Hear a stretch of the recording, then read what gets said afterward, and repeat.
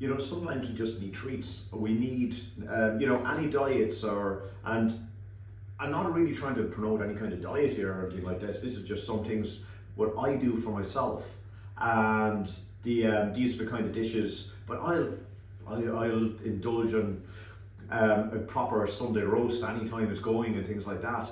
You know, there should be no rules to, you know, food, but these are just general guidelines. If most of your meals are quite nutritious, of course you can have whatever you want on the other times as well. It's just again a case of finding balance, because if you're going to try become some kind of involved in some kind of a servitude of kind of working your way through some kind of regimental way of eating, you're not going to last. You know, and this is about healthy eating. The fittest person I know eats the most chocolate. I know, you know, so it's you know, and this is a guy who's ridiculously fit.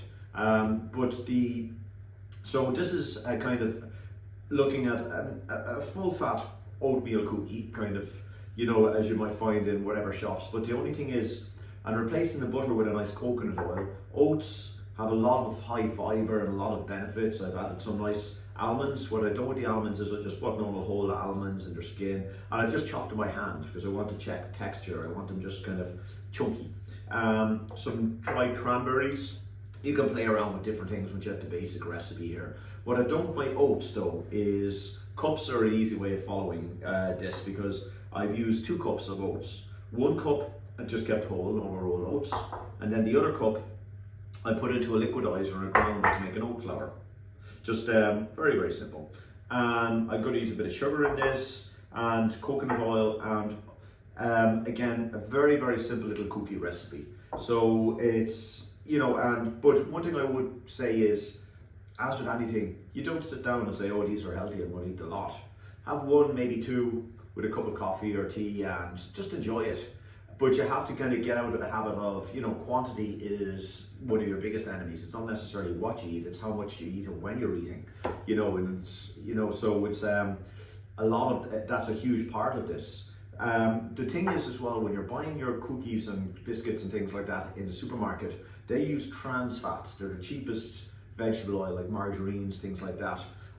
So you'll find that the large majority of shop bought biscuits and treats like that are highly, highly inflammatory, because they're using a highly refined seed oil, and a trans fat as well, which is probably one of the most inflammatory things you can eat. So at least when you make something yourself, you know what's in it.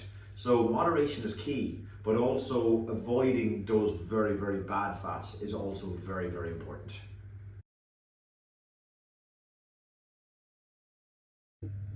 So to make my oat cookies, what I'm going to do is take my rolled oats and the oat flour, 1 cup of each, mix them together, add a pinch of salt in there, and my sugar. Or we could have sieved my sugar, but we'll just break those little lumps out of it. So let's mix those together.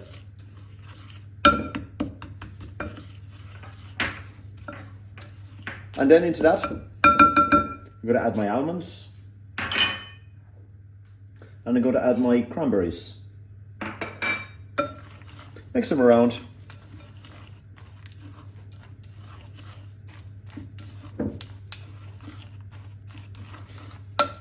Just to kind of bring all that to a nice texture. And then into that, I'm going to add about 3 tablespoons of water.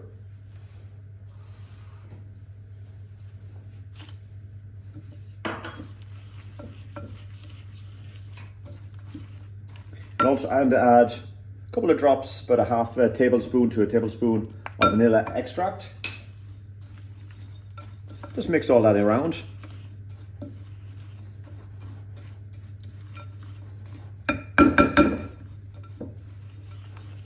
Nice good sized bowl is what you want in this one. And then into that I'm going to add my baking flour, or baking powder, excuse me.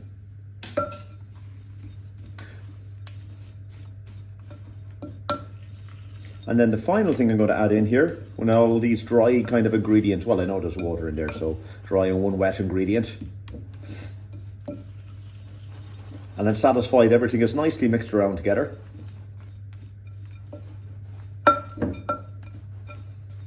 I'm going to add my coconut oil.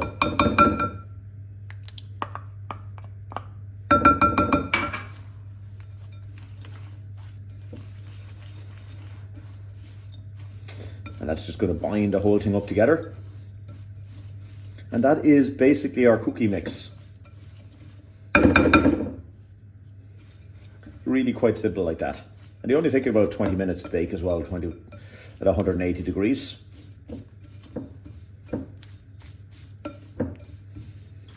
So you could let this kind of stand for a few minutes and kind of crumble up, easier to work with.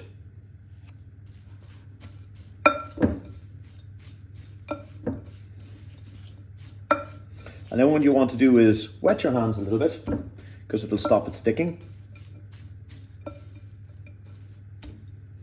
And with this mixture, roll it out into a few nice little balls, something similar to that.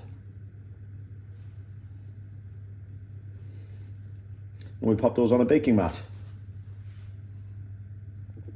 So having just rolled out all of these cookies, or not rolled them into balls, I should say, I'm just going to then lay them out in the baking pat and then just wet the tip of my hand and kind of flatten them out into a nice kind of a cookie shape.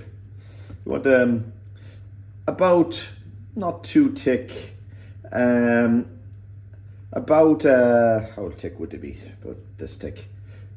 Just shy of a centimetre thick, I'm guessing. And we'll roll those all down and just pat them down into nice kind of cookie shapes. So, in this case of just patting them all down then. And then having patted down all my cookies, they're ready for the oven. So I'm going to bake these about 20 minutes thereabouts. Do keep an eye on them as they're cooking. At 180 degrees until just nice and golden. But bearing in mind, everybody's oven is a little bit different.